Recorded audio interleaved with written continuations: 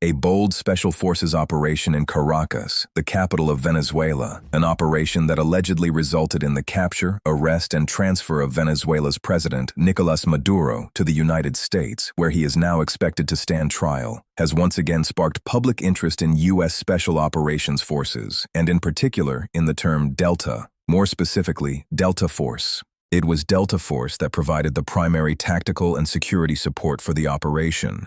The actual arrest, formally reading the charges and placing handcuffs, was reportedly carried out by DEA agents, the U.S. Drug Enforcement Administration, since the case allegedly fell under their jurisdiction. However, it was Delta Force operators who neutralized the security detail, breached the target location, and ensured full operational control and safety throughout the arrest. That's what led us to the idea. Why not make a video about it? What exactly is this unit? How was it created?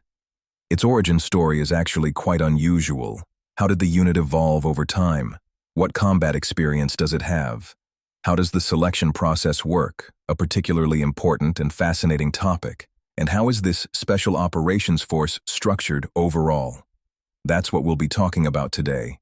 Today's video is dedicated to Delta Force, a unit that, in fact, has a very long official name, which I'll mention later in the video. Hello everyone, my name is Alex Blackwood, and you're watching Behind the Scenes of Power. If you enjoy this content, please support the channel by liking the video, subscribing, and leaving a comment. The history of U.S. Special Operations Forces actually dates back to the early 1950s, when a dedicated office was established to study foreign special warfare experience and unconventional operations. Later, the Green Berets were created. Officially, the U.S. Army Special Forces. At first, they were something of an unwanted stepchild within the Army's senior leadership and were often sidelined and criticized. That changed with the rise of President John F. Kennedy. In the early 1960s, U.S. Special Operations began to develop rapidly and on a much larger scale. At the same time, the leadership of the Green Berets drew heavily on the experience of their British counterparts. Britain had far more established special forces traditions, dating back to World War II when the Special Air Service, the SAS, was formed. The SAS, the Special Air Service, is a highly specialized airborne unit. There are plenty of movies and TV series about them. By the way, I've already made a separate video about the SAS. You can check it out on my channel. A hint will pop up on the screen. The SAS proved extremely effective, and Winston Churchill was one of the key drivers behind its creation. American military leaders actively studied their methods and experience. In the early 1960s, an exchange program was established between the SAS and the Green Berets. Every year, two personnel, an officer and a sergeant, would swap places. SAS members came to the US, while Green Berets went to the UK to study British Special Forces methods. In the second year of this program, Captain Charles Beckwith of the Green Berets spent a full year in the UK, immersing himself in the practices of the SAS. When he returned, he was completely amazed. He was literally shocked by how seriously the British approached the development, training, and theoretical study of their special forces, as well as by the extremely tough and complex selection process. Beckwith brought his findings back to his commanders with a bold proposal: to create a special within a special, an elite unit modeled on the SAS. The Green Berets alone were not sufficient for the kind of operations he envisioned. From his time in the UK, Beckwith drew several key lessons. First and foremost, the selection process for such a unit had to be nearly impossible. If someone could pass it, it meant they were truly exceptional and suited for service in this elite team. The second lesson was more practical. One of the SAS principles was to never let a weapon leave your hands. This idea was later adopted by Delta Force. If you pay attention, you'll notice that Special Forces operators rarely use slings on their weapons. The SAS pioneered this approach. Weapons are always held, never slung over the shoulder. Beckwith observed this principle firsthand and recommended implementing it in Delta Force. His proposal was met with mixed reactions. Some supported it, while others dismissed it as unnecessary. But the world was entering a new era of warfare: guerrilla conflicts, infiltration, and the rising threat of terrorism.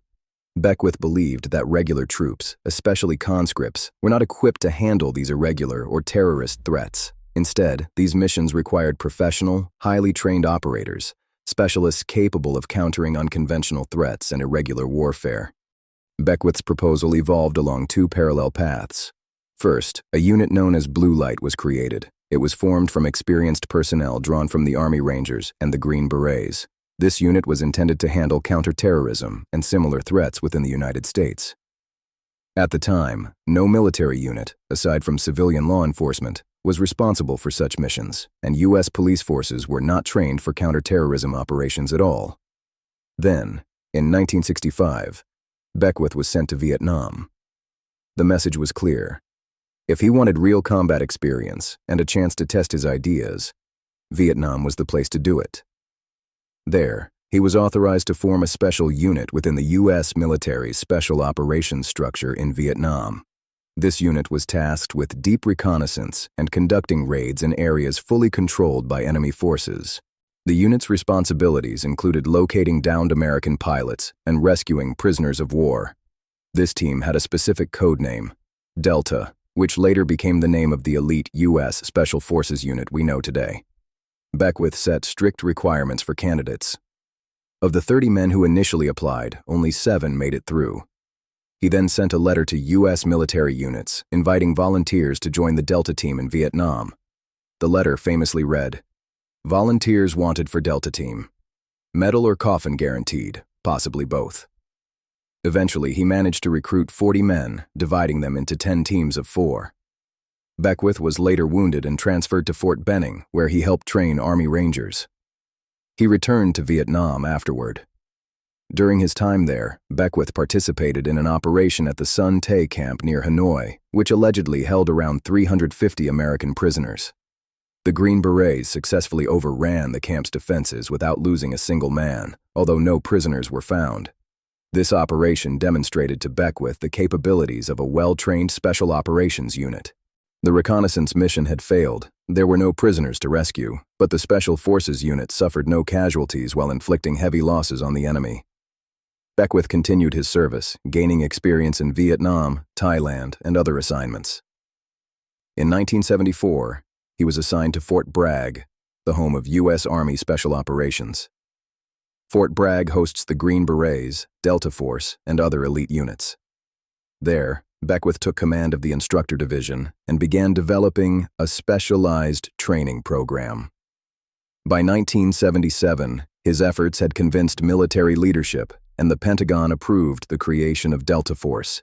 On June 2, 1977, often considered the birth date of Delta Force, the Pentagon held a meeting to approve the unit's structure, personnel roster, equipment list, and official name. The official designation was 1st Operational Detachment of the U.S. Special Forces with the code name Delta Force. However, the unit's formal birthday, which is officially celebrated, is November 19, 1977, the day the first 30 members were assembled. The selection process was extremely demanding. Beckwith designed it based on the experience of the SAS. I'll talk about the selection in more detail in a moment. The initial candidate pool included around 150 men. Nearly all of them were combat veterans with experience in Vietnam and came from elite units, Army Rangers, Green Berets, and paratroopers from the 82nd Airborne Division. Yet only about 20% met Beckwith's standards. He personally oversaw the selection process. The second selection course, held in 1978, was even more brutal. Out of 60 candidates, only 5 passed. The attrition rate was staggering. Beckwith and several other officers had to scour the entire U.S. Army to recruit enough qualified personnel. From the start of the first selection to the moment the first unit was declared combat ready, 3 full years had passed. Just think about that. Beckwith's story as the leader and founder of Delta came to a close in 1980. I'll jump ahead a bit. That year saw the disastrous Operation Eagle Claw. In 1979, the Islamic Revolution in Iran led to the capture of over 400 American citizens in Tehran. A plan was made to rescue them by force, to deploy troops, storm the hotel where they were held, and extract them by helicopter. However, poor planning, insufficient preparation, and especially inexperienced helicopter crews led to a complete failure. The operation resulted in casualties, lost helicopters, and a major international scandal. Beckwith was held responsible and forced to resign.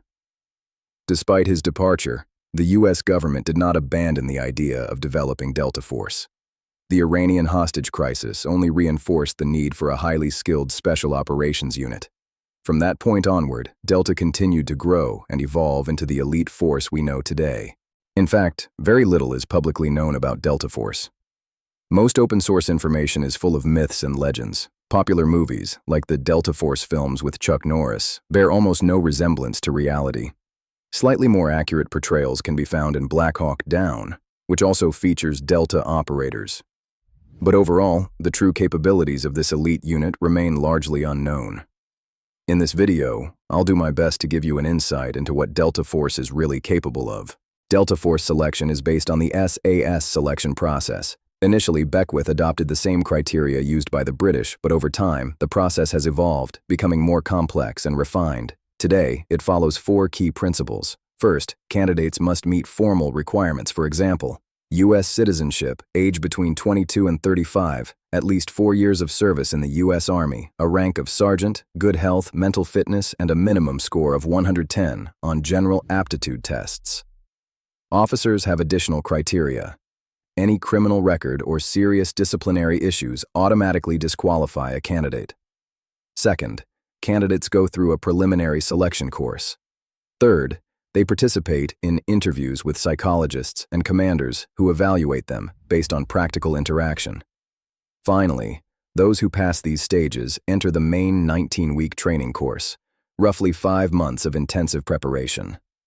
Only those who successfully complete this course are admitted to the full Delta Force training program and become operational members of the unit.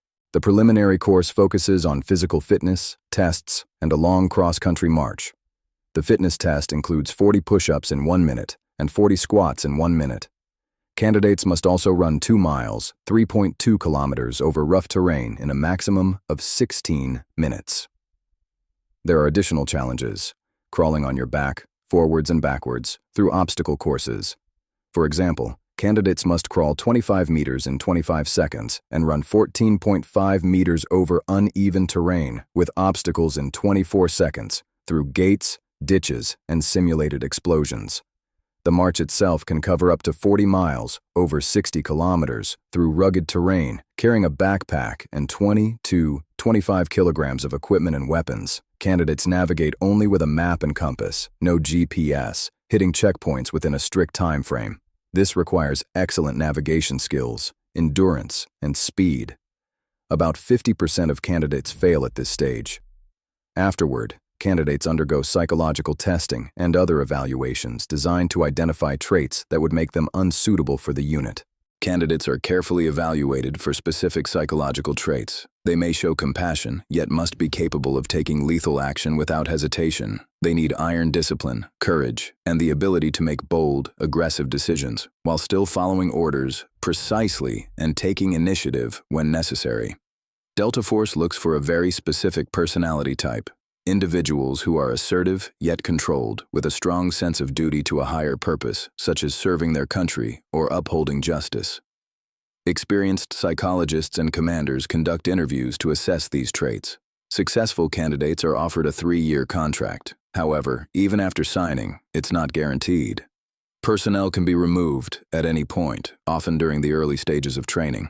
Delta Force doesn't just allow, it requires a high level of proficiency in multiple military specialties. Operators are expected to master at least 2 roles, such as sniper and demolitions expert, communications specialist, or parachutist. At the same time, they receive broad cross-training across all disciplines: combat medicine, diving, parachuting, land navigation, and the ability to operate confidently in any environment: forests, jungles, urban areas, or rural terrain. Once accepted into the unit, formal training begins. This includes an initial 6-month course, followed by the main training cycle. The entire process is lengthy.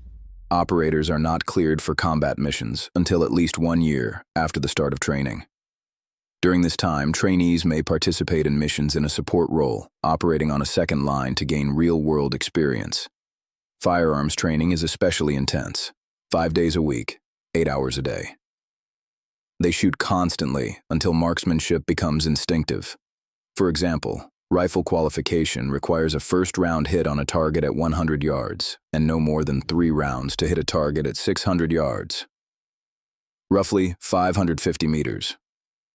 This reflects an exceptionally high level of sniper training.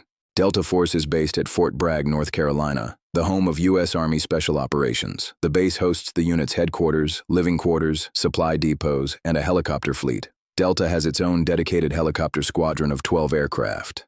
Training takes place worldwide, including 2 specialized environments: Alaska, simulating Arctic conditions, and Fort Gulick in Panama for jungle operations. Fort Bragg itself also serves as a constant training hub. The unit is organized into 3 main components. Headquarters, D, handles command and control. Intelligence and support, I, includes reconnaissance, communications, logistics, medical support, the helicopter squadron, research, and operational intelligence. Operators, F, are the combat personnel, the ones who carry out the missions. Personnel numbers and identities are classified. Operators wear unmarked uniforms or civilian clothing to blend in. There are around 300 personnel in total. The operators are organized into 6 teams of 16, which can be further divided for smaller missions, into 8s, 4s, or even pairs, depending on operational needs. Delta Force has a wide range of official missions. These include rescuing American hostages and prisoners of war, countering terrorists and insurgents in any environment, urban or rural, and capturing or eliminating military and political leaders hostile to the United States. They're also tasked with seizing classified documents, technical equipment, or other materials of strategic interest to the U.S. military or defense industry.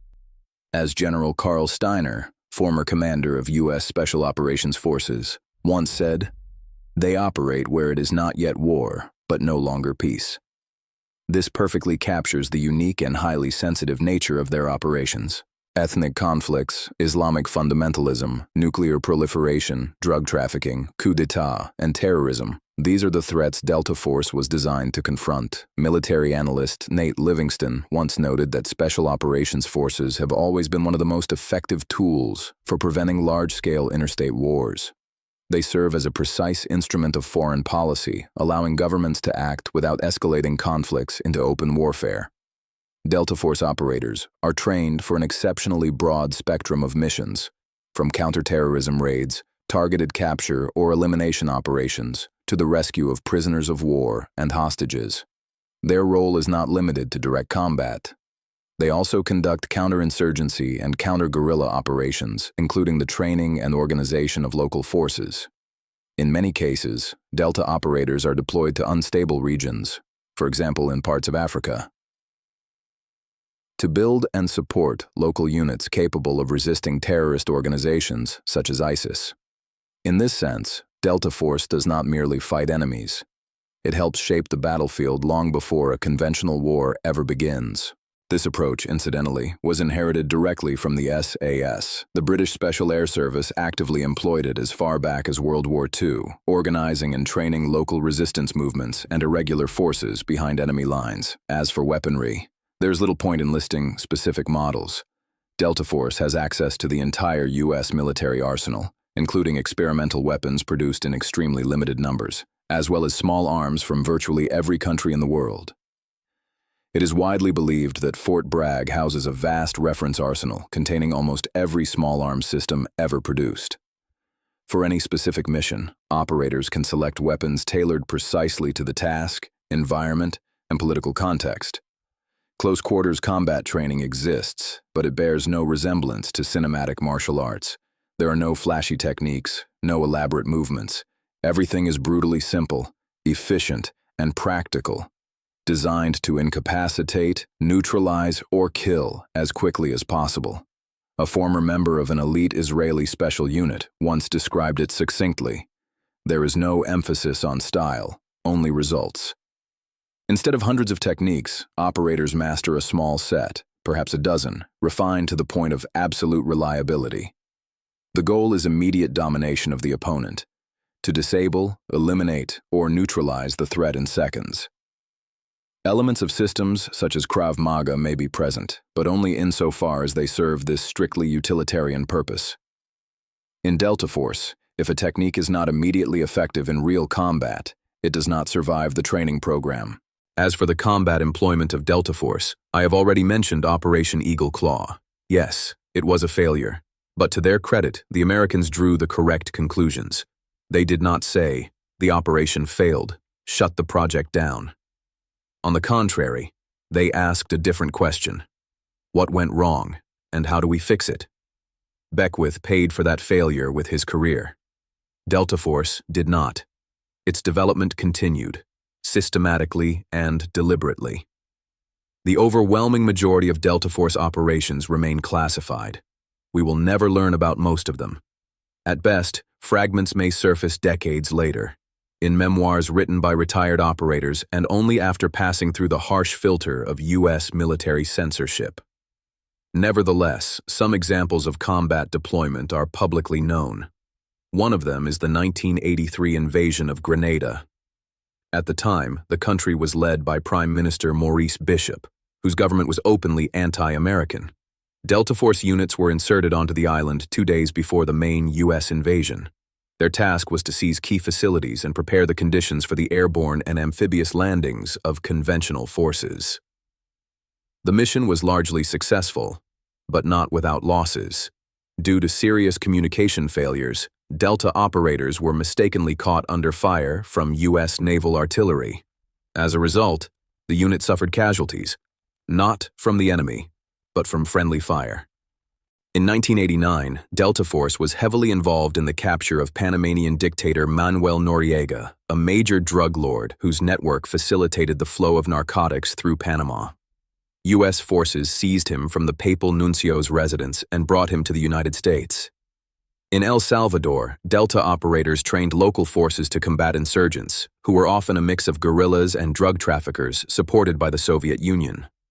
Similar operations took place in Colombia, targeting insurgents and drug networks. In 1991, Delta Force played an active role in Operation Desert Storm. One of their key missions was hunting Scud missile launchers, which posed a significant threat and nearly provoked Israeli intervention, potentially destabilizing the coalition. Delta teams, alongside other special forces, located and destroyed these missile sites across the desert. In 1993, Delta Force was deployed to Somalia during the operation to capture warlord General Mohammed Farah Aidid. This mission escalated into the infamous Battle of Mogadishu on October 3, 1993, events later dramatized in the film Black Hawk Down. Delta operators were at the forefront, carrying out high-risk urban operations under extreme conditions. During the Battle of Mogadishu, Delta Force suffered the loss of 5 operators in a single day, a significant blow for such a small, elite unit. Important lessons were learned from these operations, although there were also serious command failures, which remain a separate story. Delta operators have also been highly active in Afghanistan, tracking Taliban leaders during Operation Enduring Freedom. In Iraq, they played a key role in targeting Saddam Hussein's sons in Mosul, and were ultimately involved in locating and capturing Saddam Hussein himself. He was arrested, tried, and executed. This is only a partial list of Delta Force operations. The majority remain classified. Historically, even in the Israeli experience, missions are rarely declassified unless they are failures, or, in rare cases, they are publicized for political or propaganda purposes. For example, a recent high-profile operation in Caracas reportedly resulted in no Delta casualties. While official statements varied, some reporting fire from the ground, damage to 1 helicopter, and injuries among the deployed personnel, the mission was widely considered a success and demonstrated the unit's operational capabilities. Whether Delta Force operators were involved in every recent high-profile operation is not always publicly confirmed. What is clear is that these missions are carried out successfully, achieving their objectives. This is the story of Delta Force, its origins, training, and operational history. Public knowledge is limited, which is unsurprising given the unit's highly classified nature. Delta Force traces its roots back to the U.S. Army Green Berets of the 1960s and it continues to operate effectively today. Delta operators have deployed across the globe, executing a wide range of missions in diverse environments. Their professionalism, adaptability, and skill make them one of the most capable special operations units in the world. Thank you for watching until the end. If you enjoyed this video, please like, share, and subscribe to the channel. Leave your thoughts in the comments. We'd love to hear what you think. See you in the next video.